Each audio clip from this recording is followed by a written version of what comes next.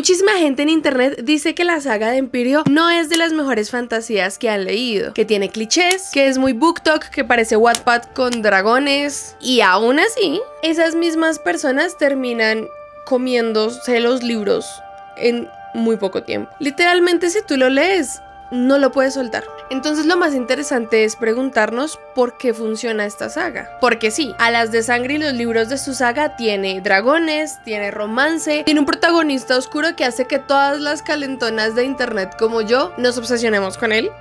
Pero además de todo eso, mientras lo estaba leyendo me di cuenta de algo y decidí primero esperar para acabarme los 3 libros que en este momento existen de la saga para poder hablar de eso, porque es que debajo de todo ese hype hay algo que siempre pasa en toda la historia de la humanidad, y es esta idea que es un poco incómoda, inquietante, de qué pasa cuando la historia que te enseñaron no es toda la verdad.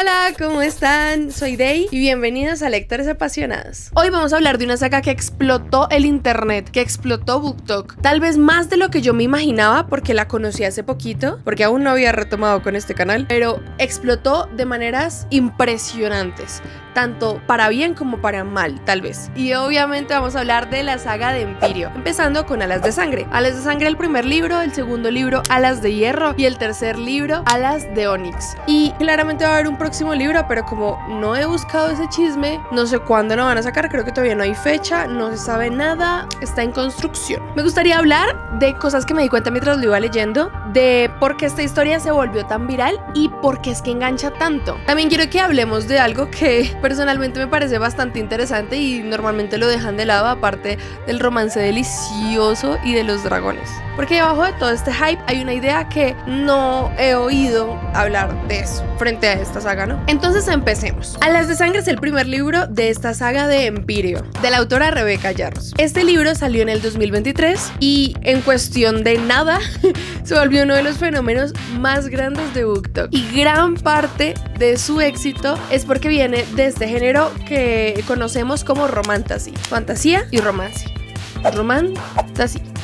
Fantasy, romance, romantasy. Que como les digo es básicamente fantasía, pero con un romance muy intenso en el núcleo de las historias o de la historia. Y pues es que si la gente se queja de que este libro es muy Wattpad, es que tiene elementos que funcionan muy bien para el internet. Tiene dragones, tiene academias brutales, tiene enemigos que se enamoran, tiene misterios, tiene guerra y tiene muchísima, pero muchísima tensión romántica. Y pues, pana, es que es algo que engancha demasiado. Pero para empezar a construir esto que estoy hablando en todo el video, me detuve a leer comentarios en Reddit y hay muchas personas que, aunque dicen que el libro no es tan profundo y que no es bueno y que es como para un ratico, se lo terminan leyéndolo igual. De verdad, esas personas que encontré en Reddit dijeron que se lo comieron súper rápido el libro. Y es muy importante de pronto pensar esto por qué pasa. Y es que vamos a los hechos.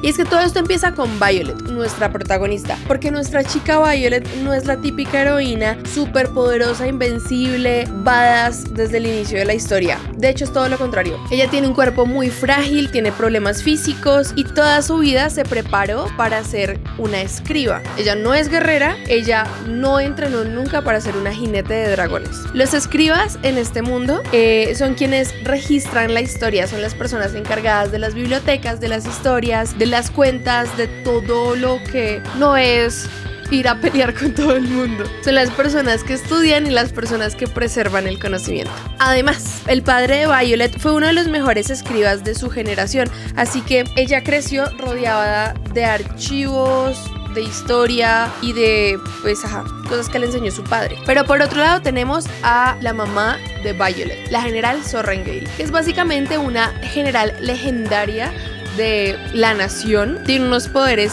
increíbles y por culpa de ella, podríamos decirlo, es que Violet termina entrando al cuadrante de jinetes de dragón. Eso significa que Violet entra literalmente a un sistema en donde literalmente todo el mundo espera que muera. La academia de jinetes pues es brutal. Todos los días están muriendo estudiantes en los entrenamientos. Ni siquiera tiene que pasar algo muy grande. Siempre hay alguien muriendo. Los dragones te pueden incinerar si no te consideran digno para que los montes. Porque la premisa de este sitio es básicamente solo los mejores son los que pueden sobrevivir sobrevivir. Solo los mejores son los que pueden montar dragones. Y al final, si Violet sobrevive al inicio, no es porque sea la más fuerte físicamente, sino porque ella piensa, observa y aprende. Y aunque les digo que no es una típica protagonista en donde, ay, soy súper fuerte, yo lo puedo con todo, al inicio, pero sí creo que entra en el canon de el protagonista, vengo de dos mundos. Y creo que uno puede como relacionarse mucho con ella, como identificarse mucho con ella, por esto de que es una persona que no está apta para el sistema. No es una persona que el sistema espera,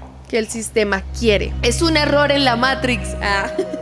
Y ahora pongámoslo en palabras más fancies. Básicamente Violet, el personaje, funciona como un personaje puente, porque como les digo es alguien que vive entre dos mundos, entre el mundo del escriba y el mundo del jinete, y eso la convierte en la única persona en la historia capaz de poder cuestionar la historia oficial y entender todo lo que está oculto y al mismo tiempo poder sobrevivir al sistema. Este es un argumento narrativo que es bastante clásico. Esta persona que vive entre dos mundos y por eso puede ver cosas que los demás no ven. Eso significa que Violet tiene acceso a algo que la mayoría de la gente en la historia no tiene, y es información. Porque es que a ella desde pequeña su padre le enseñó cosas que no estaban en los registros oficiales. Le enseñó por medio de cuentos.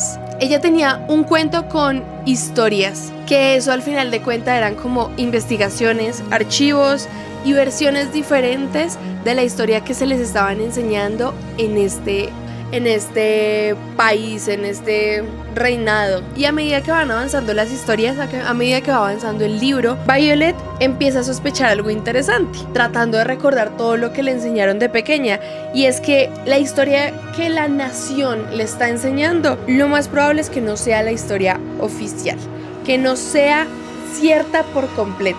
Hay una película argentina que vi en la universidad y me gustó demasiado, y es La Historia Oficial. Creo que se llama así, La Historia Oficial. Estaba en Netflix hasta donde yo sé. Y básicamente es esto, que este comentario que ya habíamos oído antes de la historia la cuentan los vencedores. Con eso, tal vez no es exactamente a lo que me quiero referir, pero con eso de la historia la escriben.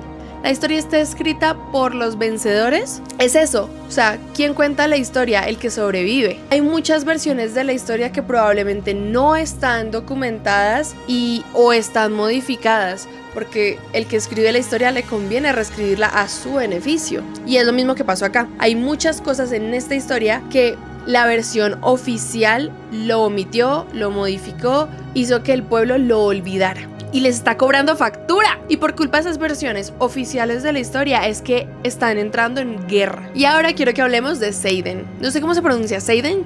No sé. Xaden, voy a decirle Xaden. El personaje que todo el internet ama, incluyéndome claramente. Y es que para este sistema, en este libro, Xaden es un traidor. Es este personaje hijo líder de la rebelión. Es este hijo de un líder rebelde, marcado físicamente por el sistema. Pero a medida que avanza la historia, pues obviamente entendemos algo interesante y que claramente nos encanta y nos mama. Y es que Xaden no es realmente o necesariamente un villano, sino simplemente es una persona que conoce otra versión de la historia. Además de que está bien sexy, además de que... ¡qué buenas! ¡Qué buen spicy! Sí, señores, merecidísimo. Si ustedes pensaban que iba a decir que no me gustó, mentiría. Todos necesitamos un Xaden, sigamos. Y ahora, pasemos a el segundo libro, Alas de Hierro. Y es que algo que mucha gente he oído, me han comentado, he leído, y es que el segundo libro se siente diferente, y la verdad estoy muy de acuerdo. O sea, como que necesitaba terminar y procesar la saga, y sí estoy de acuerdo. El segundo libro se siente muy distinto. ¿Por qué? Porque el primer libro termina con una revelación, pero aquí alto, allá en aquel alto, pana. Termina aquí. Literalmente acabas el primer libro y te deja con unas ganas de saber inmediatamente qué pasa después. Y como yo soy una fucking adicta, yo tenía que acabar ese libro y saber inmediatamente qué pasaba con el segundo. Pero cuando empiezas a leer el segundo libro, la historia se va, o sea, yo lo sentí como para abajo, tiene que volver a empezar, se siente esta reconstrucción del conflicto y hace que el ritmo se vaya al inicio, pa'l piso, y que se sienta muy lento. No quiere decir que el libro sea malo, estoy diciendo que es muy lento en el inicio del libro. Es como estabas acá y es como... hay que volver a empezar. Estabas ahí en el... y para abajo y arriba otra vez. ¿Qué más puedo decir del segundo libro? No, pues ya pasamos al tercer libro. El tercer libro hace que esta saga empiece a expandirse muchísimo más. Hay muchísimos más territorios, hay conflictos políticos, hay misterios y la historia pasa, o sea, entre el segundo y el tercero deja de ser solo como la historia academia, que pues está perfecto, no pasa nada con eso, sino que empiece como a sentirse como una fantasía un poco más grande y un poco más épica, porque como les digo, se expande el universo de Navarre. Ahora, tengo algo importante que decir, y es que Alas de Sangre y bueno, Empirio, tal vez no sea una fantasía súper compleja, no sea de las fantasías más complejas que existen, pero si te gustan las historias con academias duras, brutales, con dragones, con muchísima fucking tensión romántica, con spicy, con personajes llenos de secretos y mundos que se van revelando poco a poco, entonces es muy probable que esta saga te enganche muchísimo, en especial el primer libro. Es que de verdad el primer libro entra tan bien. Si me lo preguntas, a mí el libro de verdad me gustó muchísimo y de verdad sale el cuarto libro y yo probablemente sea de las primeras que lo compre, o sea, a mí me gustó, pero creo que está más chévere juzgar después de haber leído o ver algo más allá de... es que parece Wattpad.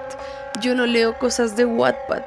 Y por debajear libros, por ser fantasía, o por debajear libros porque tienen spicy, porque es... no por... Creo que eso le quita como la gracia y pierde un poquito y nubla un poquito como de lo que puede tratar y de lo que puedes aprender. De verdad que aquí lo más importante, esto no es un sistema para Violet, esto es de la historia no oficial. Hay cosas que son tan interesantes, más allá de los poderes, de los dragones, del romance, hay cosas que están muy interesantes, de verdad. A mí me gustó mucho, como te digo, regálame el libro cuando salga. Pero ahora, quiero saber algo. ¿Eres una de las personas que ya leíste Alas de Sangre y Asociados y Empirio o Empirio? ¿Realmente te gustó? ¿O crees que es puro hype de internet? Probablemente te lo leíste por el hype, pero ¿realmente crees que es puro hype de internet? Y si todavía no lo has leído, después de ver este video, ¿te dan ganas como de hacerlo después de todo lo que hemos hablado? Te estoy leyendo en comentarios porque creo que esta historia puede generar opiniones un poco divididas. Sin más, soy Day, esto es Lectores Apasionados y hasta el próximo capítulo.